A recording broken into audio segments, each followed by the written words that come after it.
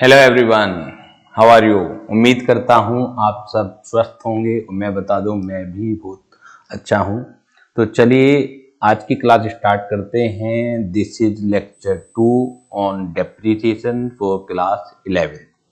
और जैसा कि पिछली क्लास में मैंने आपको डिस्कस किया था, बताया था, सिर्फ मेरे साथ आपको 30 से 35 मिनट देने हैं और ये जो डेप्रिसिएशन चैप्टर है इसका आपके दिमाग से खौफ निकल जाएगा। 30 से 35 मिनट आपको लेक्चर की ड्यूरेशन है जो आपको देखनी है। उसके बाद जो मैं होमवर्क देता हूँ सिर्फ आपको उसे करना है और मेरे असाइनमेंट के अलावा कहीं से कुछ भी करने की जरूरत नहीं है। बिकॉज मैंने अपने असाइनमेंट के अंदर, अपने नोट्स के अंदर सब कुछ कवर कर रखा है। आप किसी भी स्कूल से रिलेटेड हों तो आपको ऐसा कोई क्वेश्चन नहीं मिलेगा कि इन नोट्स से बाहर आ जाए। तो चलिए स्टार्ट करते हैं। सबसे पहले रिकैप करते हैं लेक्चर 1 का। लेक्चर 1 के अंदर हम लोगों ने डिस्कस किया था कि what is the meaning of depreciation. Depreciation is provided on the fixed asset. अब क्वेश्चन ये अराइज होता है कि सर वो फिक्स्ड एसेट क्या है। Fixed asset, tangible asset, intangible asset, current asset, ये सब हम लोग जिस समय क्लास 11th हमने स्टार्ट किया है, ठीक है ना। तो पुराने लेक्चर्स में आप देख सकते हैं, फिर भी मैं यहाँ पर आपको बता रहा हूँ। उस समय भी बताया गया था टर्मोलॉजी जो जो यूज होनी है पूरे अकाउंटेंसी के अंदर। तो fixed asset are those tangible asset which are used in production, which are used in administration, which are used for rental purpose, which are used in supply chain। कुल मिला के लब्बो लबाव ये है कि जो एसेट आप सेलिंग पर्पज के लिए रखते हैं, रीसेल पर्पज के लिए रखते हैं, वो फिक्स्ड एसेट नहीं होती है, वो आपके स्टॉक एंड ट्रेड का पार्ट बनता है। तो एक एसेट एक एंटिटी के लिए फिक्स्ड एसेट का काम कर सकती है और दूसरी एंटिटी के लिए वो स्टॉक एंड ट्रेड का काम कर सकती है। इस चीज को जरूर आपको दिमाग में रखना पड़ेगा। इस कॉन्सेप्ट को, फंडामेंटल प्रिंसिपल है, इसको आपको पता होना चाहिए। यहां पर मैंने लिखवाया भी था। इसके बाद बात आती है सर डेप्रिसिएशन क्या है। डेप्रिसिएशन क्या है वो अलग चीज है और रीजन क्या है डेप्रिसिएशन लगने के, वो एक अलग चीज है। तो हमें ये पता होना चाहिए। सॉरी फॉर इंटरप्शन, बीच में कैमरे में कुछ गड़बड़ आ गई थी। तो हम बात कर रहे थे कि रीजन फॉर डेप्रिसिएशन और डेप्रिसिएशन का मीनिंग। सबसे पहले हम बात करते हैं मीनिंग ऑफ डेप्रिसिएशन।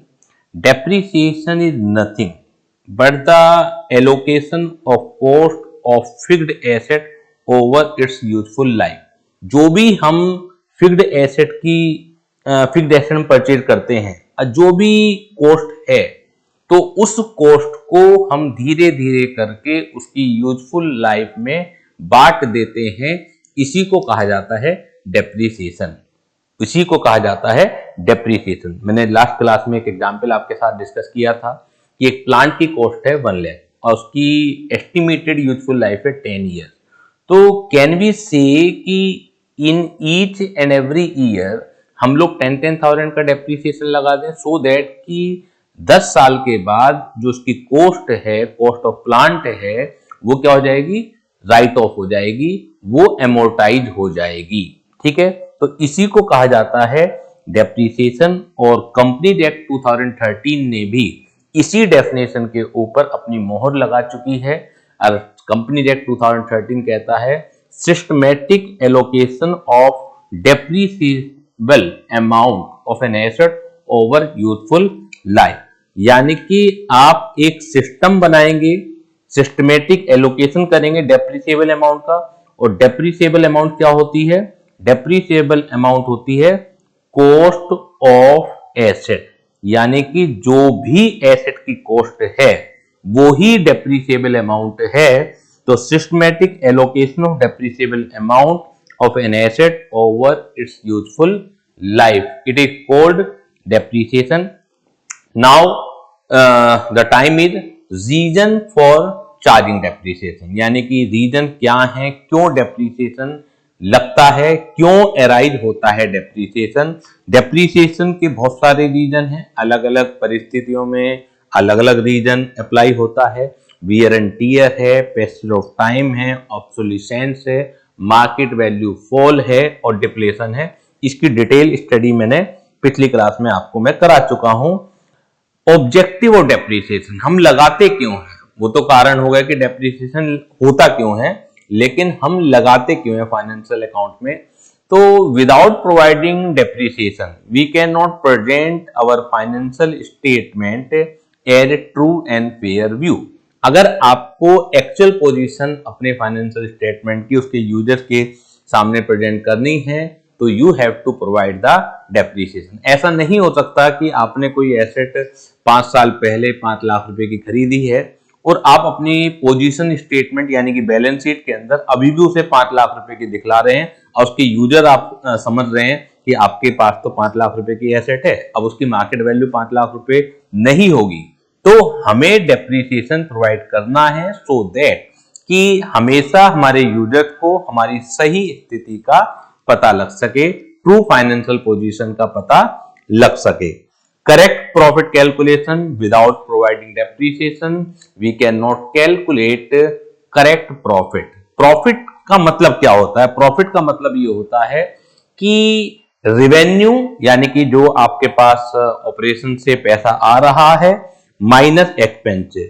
तो प्रॉफिट का मतलब होता है रेवेन्यू। रेवेन्यू का मतलब होता है एक तरह से, अगर हम साधारण भाषा में बात करें, सेल प्राइस। ठीक है, सर्विस सेक्टर में बात करें तो जैसे मेरा पढ़ाने का काम है तो जो फीस कलेक्शन है उसे रेवेन्यू कहते हैं, लेकिन रेवेन्यू डज नॉट मीन कि ये प्रॉफिट है। ठीक है, रेवेन्यू में से जब तक आप एक्सपेंसेस माइनस नहीं करेंगे तो we can not calculate profit. Revenue मतलब सेल प्राइस है, सेल प्राइस में से expenses we have to deduct, without deducting expenses we can not calculate true profit. और एक्सपेंसेस दो तरह के हो सकते हैं, कैश एक्सपेंसेस भी हो सकते हैं और नॉन कैश एक्सपेंसेस भी हो सकते हैं। तो डेप्रिसिएशन भी एक नॉन कैश एक्सपेंसेस है। फिलहाल उसमें कोई कैश आउटफ्लो नहीं होता है, लेकिन वो एक्सपेंसेस तो है। मैंने अपनी क्लासरूम के अंदर कैमरे का सेटअप कर रखा है, एसी लगा रखे हैं, फर्नीचर लगा रखा है, तो उसकी भी जो कॉस्ट है मैं हर साल जब तक अपने प्रॉफिट को निकालते वक्त बांटूंगा नहीं तो मेरा सही प्रॉफिट कैलकुलेट नहीं हो सकता है। मैं इस गलतफहमी में ही रहूंगा कि शायद मुझे प्रॉफिट ज्यादा हो रहा है, लेकिन 2 साल बाद, 5 साल बाद, 10 साल बाद पता लगेगा कि शायद मैं अपना व्यापार को घाटे में कर रहा था। अगर मैं सही प्रॉफिट की कैलकुलेशन करना चाहता हूं तो we have to provide the depreciation.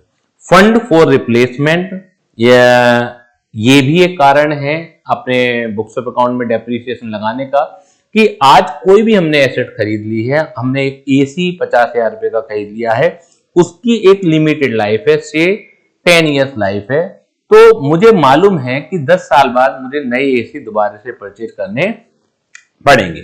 अगर मैं डेप्रिसिएशन नहीं लगाऊंगा तो मेरे for the time being profit inflate होके नजर आएंगे, प्रॉफिट बढ़ के नजर आएंगे और 10 साल बाद जब वो अचानक एसी खत्म हो जाएगा यानी कि कूड़ा बन जाएगा तो मेरे पास उस समय फंड्स अवेलेबल नहीं होंगे, क्योंकि मैंने उन 10 सालों में तो बिना डेप्रिसिएशन के प्रॉफिट निकाल लिया तो एक गलतफहमी आ गई कि हमें इतना प्रॉफिट हो रहा है, हमने उसे खर्च कर दिया। तो अगर प्रॉफिट आप कम निकालेंगे, अब वो कम कैसा होगा, जब आप डेप्रिसिएशन माइनस करेंगे हर साल के प्रॉफिट कैलकुलेशन में से, तो 10 साल तक धीरे धीरे करके आपके पास बिजनेस में एक फंड इकट्ठा होता चला जाएगा। और करेक्ट कॉस्ट ऑफ प्रोडक्शन, तो मैंने बताया था कि करेक्ट प्रॉफिट कैलकुलेशन और करेक्ट कॉस्ट ऑफ प्रोडक्शन एक ही बातें हैं। जब तक आप एक्सपेंसेस सही कैलकुलेट नहीं करेंगे तो वो प्रॉफिट भी सही कैलकुलेट होके नहीं आएगा।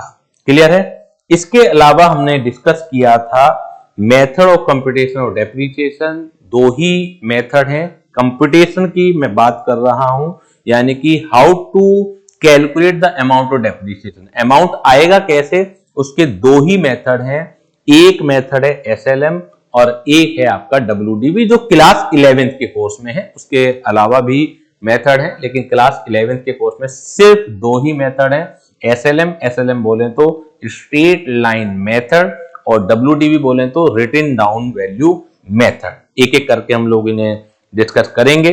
अब बात आती है सर ये ट्रीटमेंट ऑफ डेप्रिसिएशन क्या है। तो ट्रीटमेंट ऑफ डेप्रिसिएशन और method of calculation of depreciation में कंफ्यूज होने की जरूरत नहीं है, क्योंकि मेनी टाइम्स अलग अलग बुक्स में इसे भी जो ट्रीटमेंट है मेथड ऑफ डेप्रिसिएशन का ही नाम दिया जाता है, लेकिन उसमें बच्चा कंफ्यूज हो जाता है। इस ट्रीटमेंट का मतलब क्या है कि how to record the entry in your books of account. Calculation एक अलग मसला है कि अमाउंट कितना आएगा, वो 10,000 आएगा, से 12,000 आएगा, से 15,000 आएगा। एसएलएम में कैलकुलेशन अलग होती है और डब्ल्यूडीबी में कैलकुलेशन अलग होती है, लेकिन जो भी कैलकुलेशन होके आई है उसे आप अपने यहां बुक्स ऑफ अकाउंट में रिकॉर्ड कैसे करेंगे, जर्नल एंट्री आप कैसे बनाएंगे। तो इसके सिर्फ 3 मेथड हैं और मैंने डिस्कस ये भी किया था कि क्योंकि क्लास 11th का जो कोर्स है वो काफी हद तक डिपेंड रहता है स्कूल टीचर के अकॉर्डिंगली कि वो अपने स्कूल के अंदर क्या क्या करा रहे हैं। मैं तीनों के तीनों मेथड ही कराऊंगा, क्योंकि बहुत सारे स्कूल में तीनों ही मेथड कराए जाते हैं, बहुत सारे स्कूल में केवल पहला मेथड कराया जाता है, कुछ स्कूलों में 2 मेथड कराए जाते हैं। तो अकॉर्डिंगली जिस भी स्कूल से आप रिलेटेड हैं तो उतनी ही क्लासेस आप देखिए, मिक्स नहीं करूंगा। पहले एक लेवल पर पहला मेथड खत्म करूंगा, अगर आपके यहाँ सिर्फ पहला मेथड ही आ रहा है तो वहां तक की क्लासेस आपको बात करनी है। उसके बाद मैं सेकंड मेथड की बात करूंगा, तो अगर आपके यहाँ मेथड 1 और मेथड 2 दोनों ही आ रहे हैं तो वहां तक की क्लास आपको देखनी है, और अगर थर्ड मेथड भी आ रहा है तो आपको फिर पूरा ही डेप्रिसिएशन देखना है। क्लियर है। तो ये जो ट्रीटमेंट है ये 3 तरह की ट्रीटमेंट होते हैं रिकॉर्डिंग के पॉइंट ऑफ व्यू से। When depreciation is directly charge to the asset account, आज हम इसे ही शुरुआत करेंगे। दूसरा है when provision for depreciation account is opened. उसके बाद लास्ट मेथड है when asset disposal account is opened. ठीक है, तो 3 मेथड हैं ट्रीटमेंट के, हम तीनों के तीनों ही डिस्कस करेंगे। आज हम बात कर लेते हैं कि एंट्री क्या पास होंगी अगर आप पहला मेथड यूज करते हैं, यानी कि by charging depreciation to the asset account. अगर आप एसेट अकाउंट में डेप्रिसिएशन चार्ज करते हैं तो क्या एंट्री पास होंगी। तो नेक्स्ट पेज पर अगर आप ओपन करेंगे, बाकी आपकी स्क्रीन पर भी आ रहा होगा कि ट्रांजैक्शन हमें देखनी है कि ट्रांजैक्शन क्या क्या हो सकती हैं। पहली ट्रांजैक्शन हो सकती है कि when you purchases an asset. आप खुद सोचिए कि eight the time of purchase of an asset, eight the time of purchase of asset क्या एंट्री आप पास करेंगे। जिस समय आप एसेट परचेज कर रहे हैं उस समय आप क्या एंट्री पास करेंगे। जर्नल एंट्री में खूब हमने टाइम दिया था और जर्नल एंट्री बिल्कुल फंडामेंटल है, और मैं सभी बच्चों से रिक्वेस्ट करूंगा अगर अभी तक भी आप लोगों ने गलती करी है तो रिवाइज करना स्टार्ट कर दीजिए। ठीक है, क्योंकि 12th में 3 बुक्स हैं, अगर हम यहीं से फंडामेंटल अपने स्ट्रॉन्ग करके नहीं चलेंगे तो वहां पर दिक्कत आएगी ही आएगी। तो at the time of purchase of an asset entry क्या बनेगी, जल्दी बताइएगा। एंट्री क्या बनेगी, asset account debit what is coming in the business. अगर आप ध्यान करें तो जो डेबिट और क्रेडिट के रूल्स थे, पहला था आपका कि debit the receiver credit the giver, दूसरा था debit what comes in credit what goes out, और तीसरा जो रूल था आपका ट्रेडिशनल अप्रोच के हिसाब से कि all expenses and losses should be debited और all income and revenue should be credited. तो यहां पर what is coming in the business तो है एसेट अकाउंट डेबिट। एसेट की जगह जो भी क्वेश्चन में गिवन होगा अगर प्लांट है तो प्लांट आप करेंगे, बिल्डिंग है तो बिल्डिंग करेंगे, मशीनरी है तो मशीनरी करेंगे। यहां पे मैं लिख दे रहा हूं एसेट, तो एसेट अकाउंट डेबिट और what is going out from the business, what is going out from the business, cash. ठीक है, लेकिन जनरली यहां पर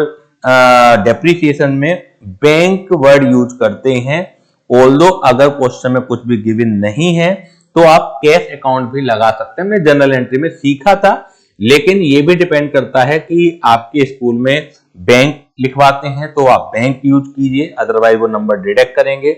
अगर वो ये कहते हैं कि क्वेश्चन साइलेंट है तो आप कुछ भी यूज कर सकते हैं, तो आप फिर कैश भी यूज कर सकते हैं।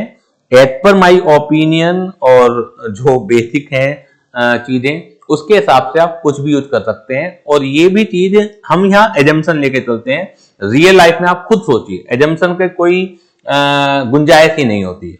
आप आपकी खुद की एंटिटी है, आपको मालूम है कि आपने चेक दिया है या आपने कैश दिया है। ठीक है, इसके लिए कोई रूल तो है नहीं कि आपको चेक से ही पेमेंट करना है, कैश में पेमेंट आप प्लांट का नहीं कर सकते, मशीनरी का पेमेंट आप कैश में नहीं कर सकते, तो ऐसा तो कोई रूल नहीं है। ठीक है, तो वहां पर तो आपको चेक से पेमेंट है तो बैंक यूज करना है, कैश से पेमेंट है तो टू कैश अकाउंट यूज करना है। लेकिन जनरली किताबों में बैंक यूज कर रखा है कि बड़ा पेमेंट होता है नॉर्मली प्लांट मशीनरी का, तो जनरली वो पेमेंट चेक के थ्रू किए जाते हैं। ये एक लॉजिक है, बाकी दोनों ही ठीक है।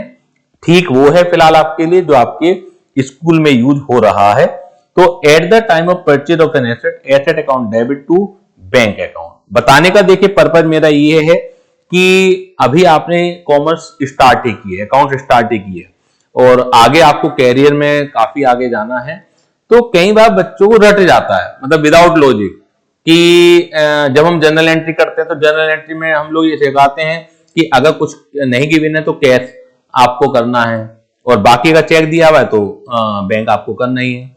फिर डेप्रिसिएशन में टीचर ये रटा देते हैं नहीं बैंक यूज होगा, वो बच्चे भी रट लेते हैं बिना लॉजिक के। तो रटना नहीं है, हर चीज का कॉन्सेप्ट और लॉजिक को समझना है कि दोनों ही ठीक है। लेकिन फिलहाल फॉर द टाइम बिंग जिस भी स्कूल में आप हैं, जो टीचर आपको बता रहा है तो आप उस तरीके से यूज कर लीजिए, इसके अलावा कोई और चीज नहीं है। तो asset account debit to bank account से आपने 1 लाख रुपए की एसेट परचेज की थी, तो यहां पर अमाउंट आ जाएगी 1 लाख। नरेशन आपको बहुत हम लोग वहां पे करके आए हैं, बार बार यहां नरेशन लिखने की जरूरत नहीं है। बीइंग एसेट परचेज, तो जो भी आपने एसेट परचेज करी है वो एसेट परचेज हो जाएगी। तो at the time of purchase of an asset, ठीक है, ये ध्यान रखिएगा। जब हमने जर्नल एंट्री करी थी उसके बाद लेजर अकाउंट भी प्रिपेयर किए थे। अगर आप में से बच्चों ने प्रैक्टिस करी होगी, अपने हाथ से घर पे होमवर्क किया होगा, उन्हें कोई भी दिक्कत आने वाली नहीं है। लेकिन अगर आपने प्रैक्टिस नहीं करी, मैं रिपीट कर रहा हूं बेटा, यहां पर दिक्कत आएगी। ठीक है, लेकिन अभी भी अगर आप समझना चाहते हैं तो आप समझ सकते हैं, अभी भी देर नहीं हुई है। अभी भी अगर आपके मन में लगन है नहीं मुझे अच्छे नंबर लाने हैं, तो आप जो मेरी टेक्टिक्स हैं, जो मेरे रूल्स हैं, उन्हें आपको फॉलो करना है। एक एक चीज में यहाँ पर बिल्कुल बेसिक से दोबारा से सिखाने वाला हूं, और पुरानी क्लासेस भी आप रेफर करते रहिएगा। थोड़ा एडिशनल मेहनत आपको देखिए करनी पड़ेगी, जब आपने पहले मजे मारे हैं तो आपको एडिशनल मेहनत करनी पड़ेगी, लेकिन वो जरूरी है। तो लेजर अकाउंट जब हम बनाते हैं, ठीक है, तो एक अकाउंटिंग ईयर में लेजर एक बार क्लोज होते हैं। ठीक है, ये ध्यान रखिएगा। अगर लेजर का जो क्लोज होने का टाइम होता है वो अकाउंटिंग ईयर के एंड का होता है। अकाउंटिंग ईयर मींस कि जिस पीरियड के लिए एंटिटी अपने अकाउंट्स को मेंटेन करना चाहती है, वो मेनी टाइम कैलेंडर ईयर भी हो सकता है, 1 जनवरी से 31 दिसंबर भी हो सकता है, वो मेनी टाइम फाइनेंशियल ईयर भी होता है। और फाइनेंशियल ईयर ऑलवेज क्या होता है, क्वेश्चन बताएगा आपको यहाँ पर, फाइनेंशियल ईयर ऑलवेज 1 अप्रैल से अगले कैलेंडर ईयर की 31 मार्च तक होता है। अगर मैं बात करूं कि 1 अप्रैल 2025 वाला फाइनेंशियल ईयर है, तो वो 31 मार्च 2026 को जाके क्या होगा, एंड होगा। क्लियर है, ये बेसिक चीजें आपको पता होनी चाहिए। अब जो सेकंड बात है कि अगर एक पर्टिकुलर फाइनेंशियल ईयर में जब से भी डेट आपको क्वेश्चन में गिवन है, तो अगर अगले फाइनेंशियल ईयर एंड होने से पहले आपने एक और एसेट खरीदी है, तो आपको दोबारा से ही एंट्री रिपीट करनी पड़ेगी। ठीक है, अगर अगला फाइनेंशियल ईयर है तो वो बाद में एंट्री आपको रिपीट करनी पड़ेगी, क्योंकि आपको डेट वाइज चलना है। ठीक है ना, तो क्वेश्चन के साथ हम देख लेंगे इसे। अब बात आती है, तो है at the time of purchase of asset, और at the end of the year you have to provide the depreciation.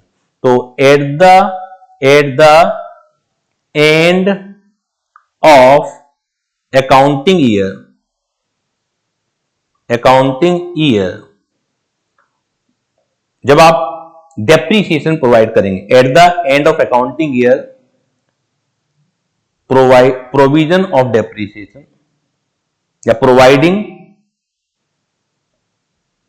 Depreciation, जब आप at the end of accounting year depreciation provide करेंगे तो एंट्री क्या बनेगी? डेप्रिसिएशन एक एक्सपेंसेस है, समझने की कोशिश कीजिएगा। डेप्रिसिएशन एक एक्सपेंसेस है, तो डेप्रिसिएशन हो जाएगा debit, depreciation account debit. Clear है? अमाउंट क्या आएगी वो जब मैं एसएलएम सिखाऊंगा या डब्ल्यूडीबी सिखाऊंगा तो उससे पता लगेगी। Depreciation account debit. और हम ट्रीटमेंट की बात कर रहे हैं अभी कि जब डेप्रिसिएशन डायरेक्टली एसेट से चार्ज किया जाता है, तो यहां पर पहला मेथड मैं डिस्कस कर रहा हूं आपसे कि ट्रीटमेंट का, कि when depreciation is directly charge to the asset, तो डेप्रिसिएशन अकाउंट डेबिट। अब आप खुद सोचिए कि डेप्रिसिएशन लगने की वजह से एसेट की वैल्यू में कमी आएगी या बढ़ेगा? आप खुद सोचिए कि डेप्रिसिएशन लगने की वजह से एसेट की वैल्यू बढ़ेगी या घटेगी? तो जाहिर सी बात है कि वो वैल्यू घटेगी आपकी। जब घटेगी तो अकाउंट्स में बढ़ाने या घटाने का तरीका एक ही है कि आपको हर एक आइटम की पहले नेचर को इवेल्युएट करना है। जैसे जितनी भी एसेट होती हैं वो डेबिट नेचर की होती है, जो उनकी बेसिक नेचर होती है वो क्या होती है? डेबिट नेचर की होती है। तो अगर वो डेबिट नेचर की है तो इसका मतलब है अगर बढ़ाओगे तो उस चीज को और डेबिट कर दीजिए, और अगर उन्हें घटाना है तो उस चीज को आप कर दीजिए क्रेडिट। तो आपको पता है कि एसेट के ऊपर डेप्रिसिएशन लगने से एसेट की वैल्यू में गिरावट आएगी। तो जब गिरावट आएगी तो एसेट की नेचर क्योंकि डेबिट होती है, तो और डेबिट करोगे तो बढ़ेगा। अगर इसे गिराना है तो इसका रिवर्सल आपको इंपैक्ट देना पड़ेगा, यानी कि एसेट को करना पड़ेगा क्रेडिट। तो depreciation account debit to asset account.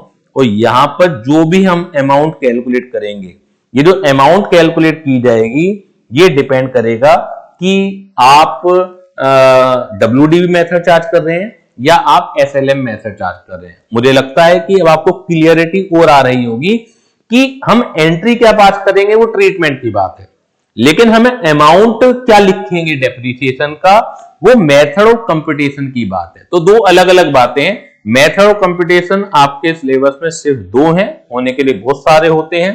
Treatment किसी भी लेवल पर ये तीन ही होते हैं, और आपके यहां तीनों ही ट्रीटमेंट मौजूद हैं। क्लास 11 के अंदर तीनों ही ट्रीटमेंट मौजूद हैं। फिलहाल हम डिस्कस कर रहे हैं पहला मेथड ट्रीटमेंट का, when depreciation is directly charge to the asset account. तो ये डेप्रिसिएशन चार्ज होने की बात हो गई है।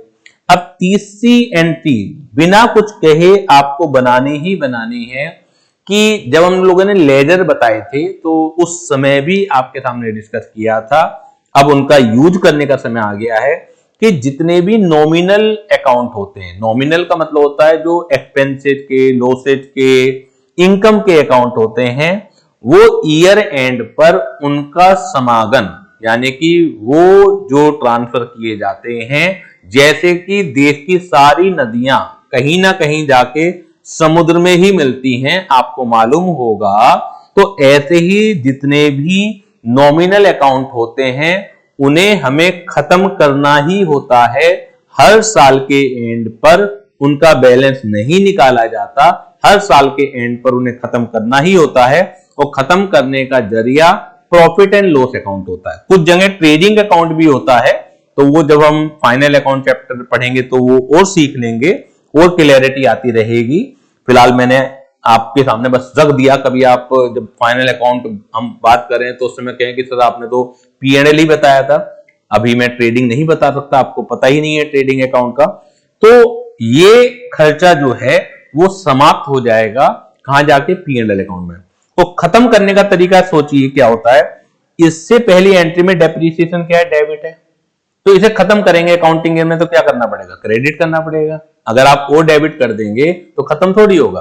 तो कोई चीज अगर क्रेडिट है उसे खत्म करना है तो उसे डेबिट कर दीजिए, कोई चीज डेबिट है उसे खत्म करना है तो उसे क्रेडिट कर दीजिए। आप देखिए जैसे एसेट है, अब एसेट धीरे धीरे करके 10 सालों में खत्म होगी, तो हम डेप्रिसिएशन लगाते वक्त एसेट को क्या कर रहे हैं, क्रेडिट कर रहे हैं, धीरे धीरे खत्म हो रही है क्योंकि डेप्रिसिएशन हम लगा रहे हैं। लेकिन डेप्रिसिएशन को तो एक झटके में खत्म करना है हमें, जिस साल डेप्रिसिएशन लगाया उसी साल हमें उसे खत्म करना है। तो एंट्री बनेगी P&L अकाउंट डेबिट, एंट्री बनेगी P&L account debit to depreciation account, P&L account debit to depreciation account. तो ये एंट्री बनती है कि जब depreciation is transfer to the P&L account. तो हेडिंग डाल लेते हैं, when at the time when depreciation account is transferred to profit and loss account। साथ ही साथ आपको लिखना है, ऑल्दो नोट्स में एक एक चीज गिवन है, मैंने एंट्री वहां जानबूझ के नहीं दी है सो दैट कि आप मेरे साथ क्लास के साथ आप रजिस्टर और पेन लेके बैठें। कितना भी लिखा हुआ है पढ़ने के मुकाबले जब आप लिखते हैं तो कई गुना अंडरस्टैंडिंग बढ़ती है, ठीक है। इस रूल को नहीं तोड़ना है आपको। कभी आप सोचें बस नोट से पढ़ पढ़ के काम चल जाएगा, कुछ नहीं होगा, कुछ भी नहीं होगा। इस तरह से आप समझ लीजिए कि ये कोई एक सन्यासी के, कोई साधु के प्रवचन नहीं है कि सुनने मात्र से लाभ हो जाता है। ये योगा है, और जब तक आप खुद नहीं करेंगे, केवल आप देख रहे हैं कि कौन सा आसन किस तरीके से होता है, तो आप उसका बेनिफिट नहीं पा सकते। अगर आपको वास्तव में अपने शरीर को सुधारना है तो आपको योगा सिर्फ देखना नहीं है, आपको उसे करना पड़ेगा। तो इस बात को, इस बेसिक थंब रूल को नहीं तोड़ना है। जितना भी आप लिखेंगे उतना आपकी अंडरस्टैंडिंग और मजबूत होती चली जाएगी। आपको लिखना भी है और समय मेंटली प्रेजेंट भी रखना है अपने आप को। तो ये 3 एंट्री हो गई और मैं पहला मेथड डिस्कस कर रहा हूं, और वो पहला मेथड क्या है कि when depreciation is directly charge to the asset account. जब आप डेप्रिसिएशन के अमाउंट को डायरेक्टली एसेट से चार्ज करते हैं तो at the time of purchase of the asset, asset account debit to bank account हो गया। व्हेन डेप्रिसिएशन इज चार्ज तो depreciation account debit to asset account है। और जब भी हम तीनों मेथड की बात करेंगे ना अलग अलग, तो इस वाली एंट्री में बदलाव आएगा, इस वाली एंट्री में बदलाव आएगा। पहली एंट्री में कोई चेंज नहीं आना है, तीसरी एंट्री में कोई चेंज नहीं आना है। तो जब आप डेप्रिसिएशन लगाते हैं और हम पहला मेथड कर रहे हैं depreciation is directly charge to the asset, तो एंट्री बनेगी depreciation account debit to asset account. और डेप्रिसिएशन को जाना ही होता है P&L अकाउंट में, इसे हमें बैलेंस रखना ही नहीं है, इसके अकाउंट को हमें खत्म करना है। तो एंट्री बनेगी P&L account debit to depreciation account. ये 3 एंट्री के बेसिस पर फिलहाल मैं क्वेश्चन आपसे शुरुआत करूंगा। बाकी तो जब एसेट सेल होगी उस पर प्रॉफिट या लॉस होगा, वो भी एक कॉन्सेप्ट है। फिलहाल हम उस चीज को नहीं ले रहे हैं, ठीक है ना, फिलहाल हम उस चीज को नहीं ले रहे हैं। अब जैसे मैंने डिस्कस किया था, method of computation of depreciation जो है वो मेनली 2 हैं, ठीक है। आपके सिलेबस की बात करें SLM मेथड और WDB मेथड। फिलहाल हम बात करेंगे SLM मेथड की, स्ट्रेट लाइन मेथड की। स्ट्रेट लाइन मेथड जैसा कि एज द नेम सजेस्ट कि एक सीधी रेखा में आपको डेप्रिसिएशन लगाना है। सीधी रेखा यानी कि स्ट्रेट लाइन इसलिए नाम रखा गया है कि डेप्रिसिएशन की अमाउंट में कोई उतार चढ़ाव नहीं आएगा। जो अमाउंट डेप्रिसिएशन का पहले साल है वही लास्ट तक अमाउंट रहेगा। तो इसे कहा जाता है स्ट्रेट लाइन मेथड। साल दर साल, पहले साल में भी अमाउंट वही रहेगा, दूसरे साल में भी अमाउंट वही रहेगा, तीसरे साल में भी अमाउंट वही रहेगा, चौथे साल में भी अमाउंट वही रहना है। तो जब डेप्रिसिएशन की अमाउंट हर साल सेम रहती है तो उसे कहा जाता है स्ट्रेट लाइन मेथड। क्लियर है? अब कैलकुलेशन के क्या तरीके हैं, इस कैलकुलेशन के क्या तरीके हैं, ठीक है। तो हम बात कर लेते हैं कैलकुलेशन के, अमाउंट को कैलकुलेट करने के क्या तरीके हैं। तो दो तरीके हैं इसके अंदर भी। Method to calculate amount of depreciation as पर SLM, यानी कि SLM अगर मेथड लगा रहे हैं, पहला मेथड हम यही बात करेंगे, तो उसके पॉइंट ऑफ व्यू से कितने तरीके हैं डेप्रिसिएशन को कैलकुलेट करने के? दो तरीके हैं, दोनों ही तरीके बेहद सिंपल हैं। पहला तरीका है when rate of depreciation is not given, when rate of depreciation is not given. तो when rate of depreciation is not given, जब रेट ऑफ डेप्रिसिएशन दिया नहीं जाता। दूसरा है rate of depreciation is given, rate of depreciation is given. अगर rate नहीं दिया जा रहा है, ठीक है, तो अमाउंट ऑफ डेप्रिसिएशन क्या आता है? अमाउंट ऑफ डेप्रिसिएशन क्या आता है? Original cost, cost of asset, cost of asset minus scrap value. Scrap value, scrap value का मतलब अगर क्वेश्चन में गिवन है, इफ एनी, अगर क्वेश्चन में गिवन है इफ एनी, जरूरी नहीं है कि क्वेश्चन में गिवन हो। कभी आप ढूंढते रह रहे हैं कि सर ने बताया था स्क्रैप वैल्यू मैच करनी है, इस क्वेश्चन में तो गिवन नहीं है। स्क्रैप वैल्यू का मतलब क्या होता है? कोई भी एसेट पूरा होने के बाद भी कबाड़ी ले जाता है ना, उसके कुछ कबाड़ के भी पैसे होते हैं ना, that is called scrap value. इसे रेसिडुअल वैल्यू भी कहते हैं। तो divide by life of asset, divide by life of asset. तो ये अमाउंट ऑफ डेप्रिसिएशन निकल जाएगा। अगर आपको रेट ऑफ डेप्रिसिएशन भी निकालना हो, क्वेश्चन में रेट ऑफ डेप्रिसिएशन निकालना हो, वैसे जरूरत नहीं पड़ेगी, लेकिन क्वेश्चन पूछा हो, क्योंकि हमें रेट भी गिवन होता है तो हमें अमाउंट ही निकालना होता है। लेकिन हो सकता है क्वेश्चन टेस्ट करने के लिए पूछ ले, तो amount of depreciation divide by cost of asset multiplied by 100, तो ये निकल जाएगा आपका rate of depreciation.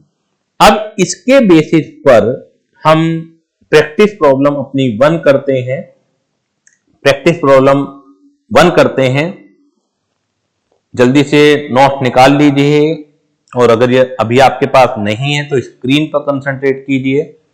Practice problem 1 इसी के बेसिस पर है, SLM मेथड है, उसमें रेट ऑफ डेप्रिसिएशन गिवन नहीं है और अमाउंट ऑफ डेप्रिसिएशन हमें निकालना है।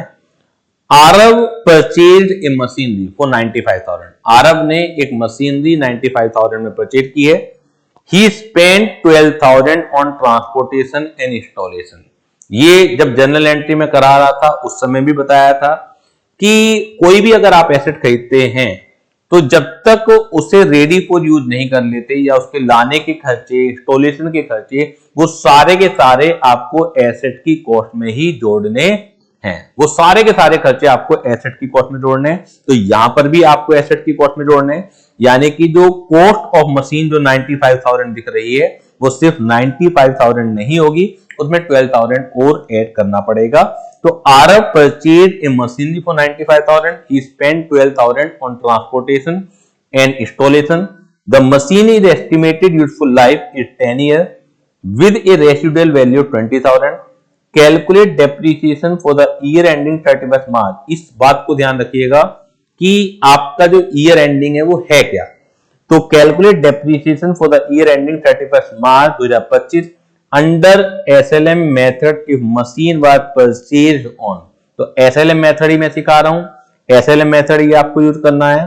डेट ऑफ परचेज अलग अलग दे रखी है। पहले केस में 1 अप्रैल 24 दे रखी है, दूसरे केस में 1 जुलाई 24 दे रखी है, तीसरे केस में 1 अक्टूबर 24 दे रखी है, चौथे केस में 1 जनवरी 2025 दे रखी है। तो चलिए स्टार्ट करते हैं इस क्वेश्चन को। आपकी जो कॉस्ट ऑफ मशीन है, कॉस्ट ऑफ मशीन है सॉल्यूशन 1। तो adjusted cost of machine, adjusted cost of machine, adjusted मैंने क्यों लिखा हुआ है, क्योंकि आप खाली कॉस्ट ऑफ मशीन भी लिख सकते हैं कि क्वेश्चन में दिख तो 95,000 रही है, लेकिन 12,000 भी आपके क्योंकि ट्रांसपोर्टेशन इंस्टॉलेशन के हैं, तो you have to add in the cost of machine, तो it will come 1,07,000। Am I right बेटा? It will come 1,07,000। ये 1,07,000 रुपए की आई है, ठीक है, ये 1,07,000 रुपए की हो गई। अब आपको स्क्रैप वैल्यू भी दे रखी है, स्क्रैप वैल्यू दे रखी है 20,000, स्क्रैप वैल्यू दे रखी है, स्क्रैप वैल्यू दे रखी है 20,000। M I right? 20,000। अब लगाना है आपको amount of depreciation. Amount of depreciation, ये ध्यान रखिएगा, इस फॉर्मूले से जो डेप्रीसिएशन की अमाउंट आती है वो 12 महीने की आती है, ठीक है ना। अमाउंट ऑफ डेप्रीसिएशन क्या है? Cost of machine, cost of machine minus scrap value, cost of machine minus scrap value divide by life of asset. तो कॉस्ट ऑफ मशीन है 1,07,000, 1,07,000 माइनस 20,000 और डिवाइड बाई लाइफ कितनी है? 10 ईयर्स। डिवाइड बाई लाइफ कितनी है? 10 year. 1,07,000 में से 20,000 minus होंगे तो it will come 87,000। It will come 87,000 divide by 10 year, तो 8700 आ गया। 8700 ये आ गया। ये पूरे 12 महीने का आया है, ये पूरे 12 महीने का आया। अब इसमें 4 केसेस हैं, अब इसमें 4 केसेस हैं, तो मुझे चारों केसेस के हिसाब से करना पड़ेगा। Case number 1, date of purchase, date of purchase क्या है? 1 अप्रैल ईयर और देखना है। डेट ऑफ परचेज का 1 अप्रैल क्या है? 24, 1 अप्रैल 24, 1 अप्रैल 24, ठीक है। अब आपका जो अकाउंटिंग ईयर एंड हो रहा है 31 मार्च 2025 को यूज हो रहा है, तो आपको ये देखना है कि उस अकाउंटिंग ईयर में कितने पीरियड ये यूज हुई है, ठीक है। अब क्योंकि डेट ऑफ परचेज पहले केस में 1 अप्रैल 24 है, तो पीरियड ऑफ यूज जो है, पीरियड ऑफ यूज जो है वो पूरे 12 महीने का आएगा नहीं आएगा? जल्दी बताइएगा बेटा, पीरियड ऑफ यूज जो है पूरे 12 महीने का आएगा नहीं आएगा? मैं आपको समझाने के लिए लिख दे रहा हूं 1 अप्रैल 24 टू 31 मार्च 25, क्योंकि अकाउंटिंग ईयर तो एंड 31 मार्च 2025 को ही होना है, लेकिन आपकी डेट ऑफ परचेज जो है 1 अप्रैल 2024 थी। डेट ऑफ परचेज आपकी 1 अप्रैल 2024 थी, तो उसके हिसाब से जो अकाउंटिंग ईयर एंड है 31 मार्च 2025, तो पीरियड ऑफ यूज कितना आ रहा है? वो 12 महीने आ रहा है। अगेन कुछ कैमरे में प्रॉब्लम हो गई थी। तो हम बात कर रहे थे कि पहले केस में पीरियड ऑफ यूज पूरे 12 महीने का है, और ये जो हम फॉर्मूले से डेप्रीसिएशन निकालते हैं वो भी पूरे 12 महीने का होता है। तो इट मींस जो अमाउंट ऑफ डेप्रीसिएशन होगा, अमाउंट ऑफ डेप्रीसिएशन होगा वो पूरा 8700 आ जाएगा। क्लियर है? जो बी केस है, बी केस को देखते हैं। बी केस क्या कह रहा है? 1 जुलाई 24 को अगर आपने परचेज करी है, तो date of purchase second case में क्या है? Date of purchase second case में क्या है? 1 जुलाई 24। तो सेकंड केस में पीरियड ऑफ यूज कितना आएगा? डेट ऑफ परचेज से 1 जुलाई 24 से 31 मार्च 25, तो अगर आप देखेंगे तो ये आएगा 9 मंथ का। ये आप देखेंगे तो ये आएगा 9 मंथ का, तो अमाउंट ऑफ डेप्रीसिएशन कितना आ जाएगा, ये 8700 तो है पूरे 12 मंथ का, तो डिवाइड बाय 12 कीजिएगा, ये 1 महीने का आ जाएगा। तो 9 मंथ का निकालने के लिए 9 से आपको क्या करनी पड़ेगी, मल्टीप्लाई करनी पड़ेगी। तो जल्दी निकालिए, 8700 को 12 से डिवाइड करना है, 9 से मल्टीप्लाई करना है, तो it will come 6525, it will come 6525, it will कम 6525, ये 6525 आ गया है।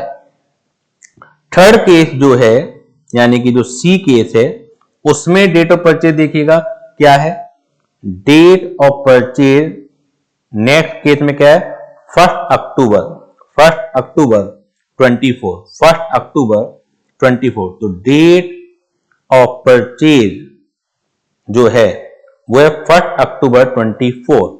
तो यहां पर पीरियड ऑफ यूज क्या आ जाएगा, पीरियड ऑफ यूज क्या हो जाएगा, 1 अक्टूबर 24 से 31 मार्च 25। ये ध्यान रखिएगा कि आपको हमेशा अकाउंटिंग ईयर जो एंड करना है वो क्वेश्चन में जो दिया हुआ है वही एंड होना है, डेट ऑफ परचेज जरूर अलग अलग है। तो ये आ जाएगा 6 मंथ, ये आ जाएगा 6 मंथ। तो यहां पर अमाउंट ऑफ डेप्रीसिएशन क्या आ जाएगा, अमाउंट ऑफ डेप्रीसिएशन जो आ जाएगा 8700 तो पूरे 12 महीने का है, तो 6 मंथ का कितना आएगा, 8700 पूरे 12 महीने का है, तो 6 मंथ का कितना आ जाएगा, 4350। आपको खुद ही कैलकुलेशन करनी है, कैलकुलेटर का यूज नहीं करना है क्योंकि बोर्ड में अलाउड नहीं है। और चौथे केस में डेट ऑफ परचेज जो है, डेट ऑफ परचेज जो है 1 जनवरी 25 है, तो पीरियड ऑफ यूज कितना हो जाएगा, वो हो जाएगा 1 जनवरी 25 टू 31 मार्च 25, यानी कि 3 मंथ का हो जाएगा। तो अमाउंट ऑफ डेप्रीसिएशन जो आ जाएगा 8700 पूरे 12 मंथ का है, तो 3 मंथ का कितना आएगा, तो 8700 पूरे 12 महीने का है, तो 3 मंथ का आएगा 2175। तो यहां आंसर आपको गिवन है, तो देख लीजिएगा, ये चारों के चारों आंसर आ गए। पहला 12 महीने का यूज था तो 8700 आ गया, दूसरा 6525 आ गया, तीसरा 4350 हो गया, अब फोर्थ केस है आपका 2175। तो this is how to compute depreciation when rate of depreciation is not given. अभी हमें आगे भी करना है, लेकिन आज की क्लास के लिए मैं यहीं तक क्लास को रखना चाहूंगा। धीरे धीरे करके हम लोग आगे बढ़ेंगे, मैंने आपसे प्रॉमिस किया है, ज्यादा समय मैं नहीं लूंगा। और आपको बस इतना करना है, मैं आपसे प्रॉमिस कर रहा हूं तो आपको भी इतना करना है कि जो जो मैं कराता रहूं उसे नेक्स्ट क्लास में आने से पहले आप रिवाइज जरूर करके आएंगे। और ये मैं उम्मीद कर रहा हूं कि आप मेरी क्लास अगर अटेंड कर रहे हैं तो पुरानी क्लासेस तक का जो काम है आपको रिवाइज करके लाना है। मैं ज्यादा बर्डन नहीं दूंगा। तो इसी के साथ आज की क्लास में एंड कर रहा हूं। Thank you very much.